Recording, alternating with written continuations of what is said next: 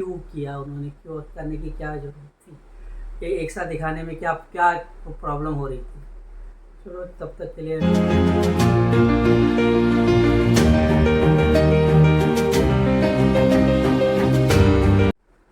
दोस्तों, मान लो कि एक शादी हो रही हो जिसका हम सबको बहुत ही बेसब्री से इंतज़ार था, और मंगलसूत्र होने के बाद अगर पंडित ये कहे कि भैया अब फेरे के लिए अगली तारीख हम डिसाइड करके आपको बताएंगे, तो आपको कैसा लगेगा? आधा अधूरा लगेगा ना।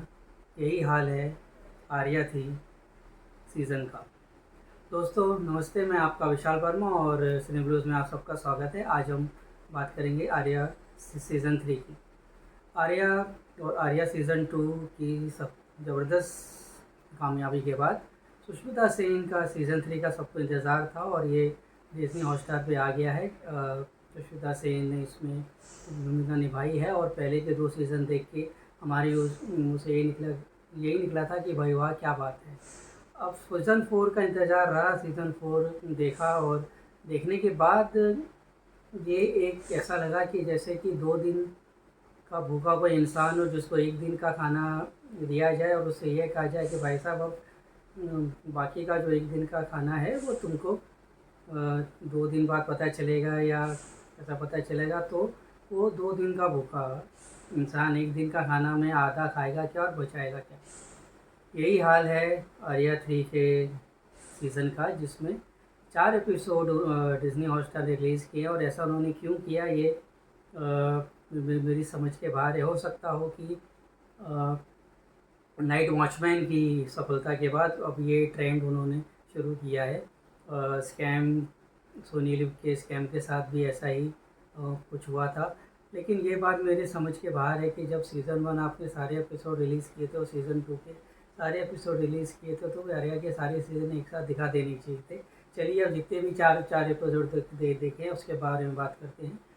सीज़न 1 शुरू आगे से, सीज़न 2 के आगे से कहानी बनती है, और आर्या को अपना ट्रांसपोर्ट का बिज़नेस और जो अफीम का जो बिज़नेस है उसको आगे बढ़ना है और उसको बढ़ाना है। इसके लिए एक बहुत बड़ा सा कंसाइनमेंट उनके पास रेशन का आता है, लेकिन क्या वो कंसाइनमेंट डिलीवर कर पाती हैं?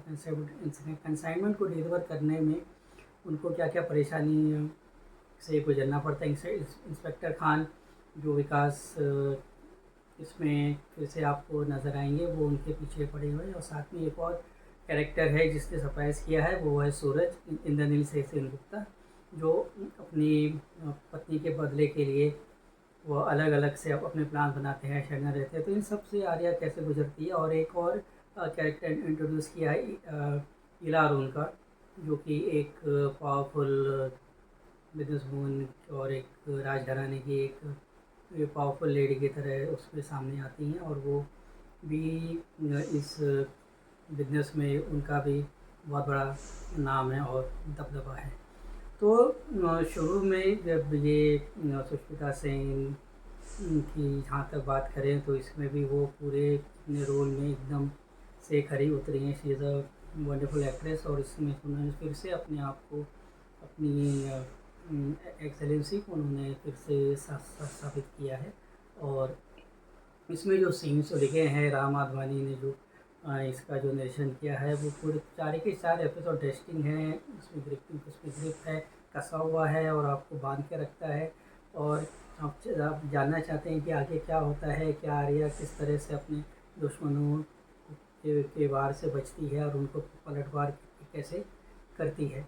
और अभी जो 4 एपिसोड जो देखे गए उसमें दुश्मन आर्या पे ज़्यादा हावी होते हुए दिखाई दे रहे हैं। अब आगे के एपिसोड जब देखेंगे तो उससे पता चलेगा कि वो उनका जवाब कैसे देती है। जहाँ तक मेकिंग का सवाल है, तो जैसा कि हम लोगों ने सीज़न 1 और सीज़न 2 में मेंटेन जो जो एटमॉस्फेयर और जो इंटेंसिटी और जो एक एनवायरनमेंट देखा था, वैसा ही सीज़न 3 में भी उन्होंने रिपीट किया है। और ये कहा गया है कि अगर मैं ये कहूँ कि ये सीज़न 3 जो है सीज़न 1 और 2 की उम्मीदों पे खरा उतरा है, तो मैं कुछ इसमें कोई दोहराई नहीं होनी चाहिए। क्योंकि मैंने सिर्फ 4 देखा है, मैं जानना चाहता था कि आगे क्या होता है, तो मैं बहुत ज़्यादा तो नहीं बोल पाऊँगा। बस इतना ही कहूँगा कि ये 4 एपिसोड में मुझे लगा कि मामला ग्रिपिंग है, खूंखार है और उसमें ज़्यादा ब्लड शेड और ज़्यादा एक्शन होने की उम्मीद है, और ज़्यादा ब्लड और एक्शन हम इसमें देखेंगे। जहाँ तक अदाकारी का सवाल है, सुष्मिता सेन इज़ एक्सेलेंट। इंद्रनील सेन गुप्ता का काम बहुत अच्छा है, विकास का काम बहुत अच्छा है, और अहमद वहीनी ने पूरा जस्टिफाई किया। और वो तीनों जो सीज़न 1 और 2 और 3 को लेके जो उन्होंने एक पूरा सा बैलेंस उसको मेंटेन किया गया। इंटरेस्ट लेवल अच्छा है, ग्रिपिंग है, ड्रामा है, सस्पेंस है, इंटीग्रिटी है। गीतांजलि कुलकर्णी का काम बहुत अच्छा है। और बाकी जो एक्टर्स हैं, जो उनके बच्चे बने हैं, तो उनके बेटे हैं, और के साथ और जो कैरेक्टर है उनका भी काम इसमें काफ़ी अच्छा है। अभी तक के सीज़न को मैं दूंगा 4 स्टार। और आप यही कहूँगा कि आपने अगर सीज़न 1 और सीज़न 2 नहीं देखा है तो टाइम निकाल के देखें, और जिन्होंने ये सीज़न देखा है मुझे उम्मीद है कि उनको भी वैसी इंटेंसिटी और वैसा माहौल उनको नज़र आएगा। बस मेरी ये शिकायत है कि एक साथ उन्होंने क्यों नहीं रिलीज़ किया, उन्होंने ये क्या करते हैं, ऐसा क्यों किया, उन्होंने क्यों करने की क्या ज़रूरत थी, एक साथ दिखाने में क्या क्या प्रॉब्लम हो रही थी।